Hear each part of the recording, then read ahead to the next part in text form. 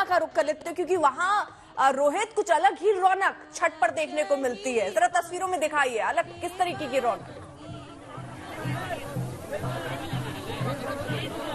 जी बिल्कुल अर्पिता, देखिए बिहार से शुरू हुआ पर्व अब ये सिर्फ बिहार तक सीमित नहीं है, पूरे देश में विदेश में भी जो है इस पर्व को मनाया जाता है। और इस वक्त हम गंगा घाट पर मौजूद हैं यहाँ पर पटना में, और यहाँ आप देख सकते हैं किस तरीके से हजारों की संख्या में श्रद्धालु व्रती पहुंचे हुए हैं घाटों पर। और घाट पर यहाँ पर डूबते हुए सूर्य को यहाँ अर्घ्य दिया जा रहा है। जो सूर्यास्त का समय है पूर्ण रूप से 5:10 पर पूर्ण रूप से सूर्यास्त हो जाएगा। इसीलिए अगले 15 से 20 मिनट में जो है हम देख सकते हैं कि यहाँ पर पूजा की जो प्रक्रिया है वो समाप्त हो जाएगी। और लोग अब देखें किस तरीके से भगवान भास्कर को यहाँ पूजा अर्चना करने के बाद इस तरीके से दौरे को अपने सर पर लेकर जो है वो वापस अपने घर जा रहे हैं। और काफी खूबसूरती के साथ जो है इन दौरों को, इन सूप को सजाया जाता है। इसमें बहुत सारे कंद मूल फल फूल होते हैं, इसमें नारियल होता है, सेब होता है और ठेकुआ जो सबसे एक लोकप्रिय व्यंजन कहा जाता है बिहार का, वो इसमें होता है। तो ये सब लोग सजाकर अपने अपने घरों से घाट पर लेकर आते हैं आज इस महापर्व के तीसरे दिन। और आज जब देख सकते हैं बहुत सारे लोगों ने अर्घ दे दिया है डूबते हुए सूर्य को। जिनकी पूजा समाप्त हो रही है वो अब वापस अपने घरों की ओर जा रहे हैं। कुछ लोग और अभी बचे हुए हैं जो अभी भी अर्घ दे रहे हैं। और दोबारा कल चौथे दिन यानी सुबह सुबह फिर से ये लोग वापस घाट पर पहुंचेंगे और उगते हुए सूर्य को अर्घ्य दिया जाएगा, जिसके साथ ही इस 4 दिनों तक चलने वाले इस महापर्व का समापन होगा। लेकिन तस्वीरों के जरिए देखिए कितनी खूबसूरती के साथ ये सूप में आप देख सकते हैं यहाँ सजाया जाता है तमाम चीजों को, फल फूल। और ये जो व्रत होता है जो परिवार के लोग करते हैं वो सुख शांति के लिए, बच्चे सुरक्षित रहें, संतान सुरक्षित रहें, इन सब चीजों के लिए जो है ये पर्व जो है वो किया जाता है। और दुनिया का शायद इकलौता ऐसा पर्व है जहां 36 घंटों तक जो व्रती हैं वो निर्जला व्रत करती हैं। और साथ ही इकलौता ऐसा पर्व जहां डूबते हुए सूर्य को भी और साथ ही उगते हुए सूर्य को भी अर्घ्य दिया जाता है, भगवान भास्कर की पूजा अर्चना की जाती है। अर्पिता बिल्कुल, तो ये तस्वीरें भी आपने हमको दिखा दी। साथ ही साथ जरा लखनऊ का रुख भी कर लेते, संतोष भी हमारे साथ वहां से। संतोष, लखनऊ में किस तरीके की तैयारियां और किस तरीके से पूजा अर्चना की जा रही है? देखिए, लखनऊ की तस्वीरें हम आपको दिखाते हैं। मैं इस समय पर गोमती नदी के किनारे मौजूद हूँ। ये जो लक्ष्मण मेला मैदान आप मेरे पीछे आप देख रहे हैं, ये पूरा एक आपको ओवरव्यू दिखाते हैं।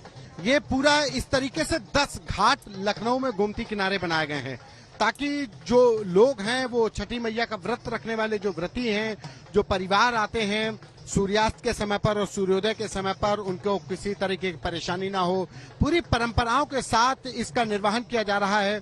जो गोमती का किनारा है वहां पर सारे इंतजाम किए गए, परिवार के लोग अपनी जो व्रती महिलाएं हैं उनके साथ पहुंच रहे हैं। तो कहा, और अभी थोड़ी देर में इसी घाट पर मुख्यमंत्री योगी आदित्यनाथ भी पहुंचेंगे। देखिए, उगते सूर्य को और अस्त होते सूर्य को दोनों को अर्घ देने की ये परंपरा ये सदियों से चली आ रही है। और सिर्फ इस कामना के साथ कि भगवान भास्कर पूरे परिवार को, पूरी दुनिया को निरोगी रखेंगे, लंबी उम्र देंगे, और इसी कामना के साथ छठी मैया का भी व्रत रखा जाता है। और आज सूर्यास्त के समय पर अर्घ दिया जाएगा, चाहे वो पटना में मां गंगा की गोदी में खड़े होकर के सूर्यास्त होते समय अर्घ देने की परंपरा हो, या गोमती नदी के किनारे हर व्यक्ति सूर्यास्त के समय पर जो व्रती महिलाएं हैं उनके साथ पूरा परिवार खड़े होकर के इस पूजन में शिरकत करेगा। और कल सुबह जब सूर्योदय होगा, भगवान भास्कर की ऊष्मा, भगवान भास्कर जो ऊर्जा का जो भगवान है, जो दुनिया को प्रकाशमान करेंगे, वो जब कल उदय होंगे तो उसी के साथ इस व्रत का समापन होगा। तो लगातार ये 36 घंटे तक निर्जला व्रत रखा जाता है। परंपराओं से जुड़ा हुआ है, संस्कृति से जुड़ा हुआ ये व्रत है, जिसकी शुरुआत भले ही बिहार से हुई हो, लेकिन आज इसकी जो धमक है, जो इसकी चमक है, जो इसकी परंपरा की जो सौगात है, वो उत्तर प्रदेश और उत्तर प्रदेश के बाहर हर जगह पर मौजूद है। और उसी कड़ी में लखनऊ में बात करें तो लखनऊ में गोमती नदी के किनारे के जो दृश्य है वहाँ पे दिखा रहे हैं कि किस तरीके से परंपराओं के साथ लोग पहुंच रहे हैं।